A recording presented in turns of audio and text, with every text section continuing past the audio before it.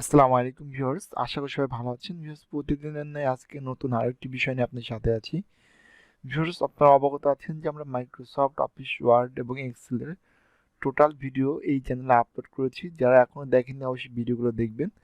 আর আগের ভিডিওগুলো চাইলে পরে আপনি আমাদের ইউটিউব চ্যানেল থেকে দেখতে পারবেন সরাসরি, অথবা আমাদের এই ভিডিওর ডেসক্রিপশনে যে জব কোর্সের প্লে লিস্ট দেওয়া থাকবে সেখানে ক্লিক করলে পরে আপনি ভিডিওটা সিরিয়াল পেয়ে যাবেন। গত ক্লাসে আমরা মাইক্রোসফট অফিস পাওয়ার পয়েন্ট সম্পর্কে দেখেছিলাম এবং বেশ কিছু মেনু বা সম্পর্কে আমরা জেনেছিলাম।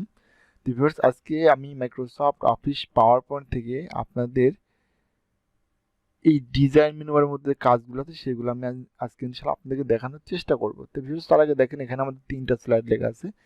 এটা কিন্তু আমাদের চ্যানেল সংক্রান্ত কিছু তথ্য আমরা এখানে উল্লেখ করে রেখেছি, যে এখানে আমাদের চ্যানেল কোথায় কোন জায়গা থেকে পরিচালনা করা হচ্ছে, এরপর আমাদেরকে এই চ্যানেলে কোন কোন কোর্স করানো হবে সেটা কিন্তু আমরা এখানে লিখে রেখেছি।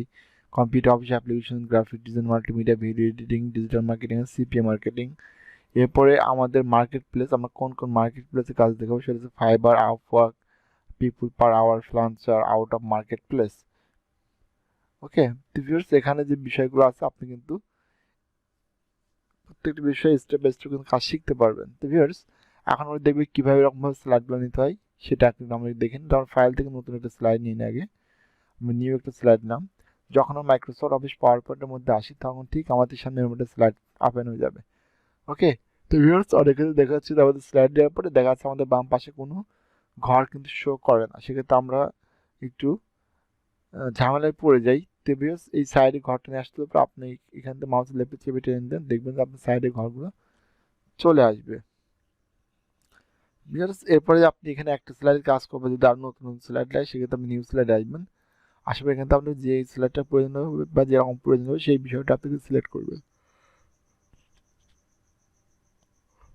সিলেক্ট করলে পরে কিন্তু আপনি ইচ্ছা মতো করে কিন্তু এখানে আপনি স্লাইডগুলো নিতে পারবেন। ওকে, তো ভিউয়ার্স, আজকে আমরা দেখবো ডিজাইনের কাজ। তা আমরা যে স্লাইডটা লিখে রেখেছি সেই স্লাইডে আমরা ফেরত আসি।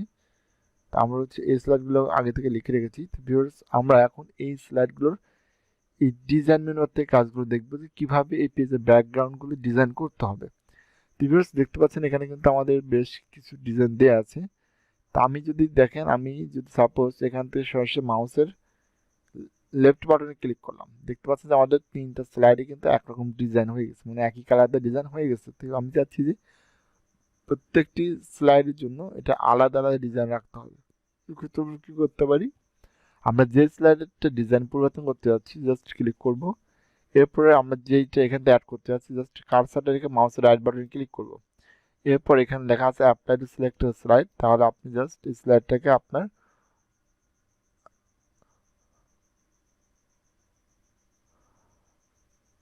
শুধু এইটাই পরিবর্তন হবে, আর বাকি কোনোগুলো কিন্তু পরিবর্তন হবে না।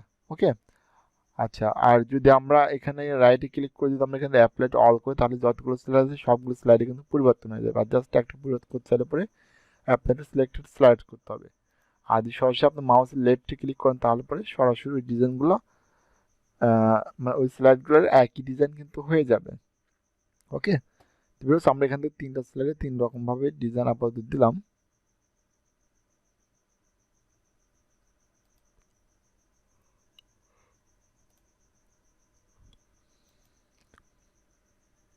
Apply to selected slide, viewers, দেখতে পাচ্ছেন আমাদের 3টা স্লাইড কিন্তু 3 রকম ডিজাইন হয়েছে।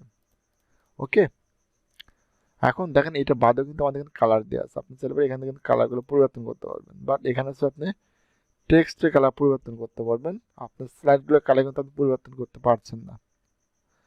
এর নিচে দেখেন দেখা যাচ্ছে ফন্ট, মানে আপনি কিন্তু ফন্টের স্টাইল পরিবর্তন করতে পারবেন। ওকে,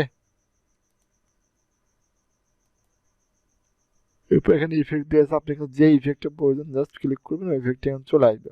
এরপর আছে ব্যাকগ্রাউন্ড স্টাইল, আপনি এখানে চাইলে ব্যাকগ্রাউন্ডের স্টাইল পরিবর্তন করতে পারেন। দেখেন এখানে বেশ কিছু মডেল দেওয়া আছে, আপনি যেই ডিজাইনটা প্রয়োজন সেটা নিতে পারবেন। এটা বাদেও আপনি ফর্মের ব্যাকগ্রাউন্ডে আসেন, আসার পর আপনি এখানে গার্ডিয়ান ফিল করতে পারেন। এবার এখানে ক্লিক করলে বা দেখবেন যে এই কালারটা কিন্তু কম্পোজিশন হয়ে যাবে।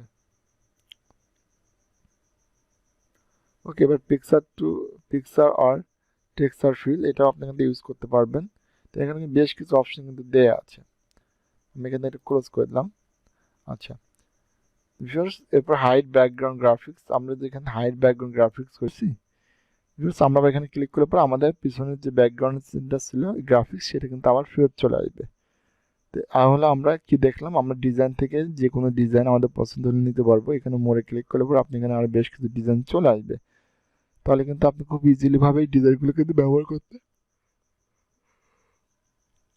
পারবেন। আচ্ছা এরপর আপনি এখান থেকে ফন্ট চেঞ্জ করতেন, কালার চেঞ্জ করতেন, ব্যাকগ্রাউন্ড কালার চেঞ্জ করতে পারবেন। ওকে, তো ভিউয়ার্স এই হচ্ছে আজকে আমাদের পাওয়ার পয়েন্টের ডিজাইন মেনুবারের কাজ। কালকে আমরা ইনশাল্লাহ দেখবো ট্রান্সলেশন মেনুবারের কাজ। তো আমি চাচ্ছি না যে ভিডিওটা অনেক বড় হয়ে যাক, যাতে আপনার দেখতে বিরক্ত বোধ করেন। আমি চাচ্ছি ছোট ছোট ভিডিওর মাধ্যমে আমি আপনাদের বিষয়গুলো বোঝানোর চেষ্টা করব। তো ভিউয়ার্স, যদি আজকে ভিডিওটি আপনার ভালো লেগে থাকে তাহলে পরে অবশ্যই আমাদের ইউটিউব চ্যানেলকে সাবস্ক্রাইব করবেন, আর অবশ্যই একটি লাইক করবেন। যদি কোনো সমস্যা থাকে তাহলে অবশ্যই কমেন্টে জানাবেন। তো আজ এই পর্যন্ত, সব ভালো থাকবেন, সুস্থ থাকবেন।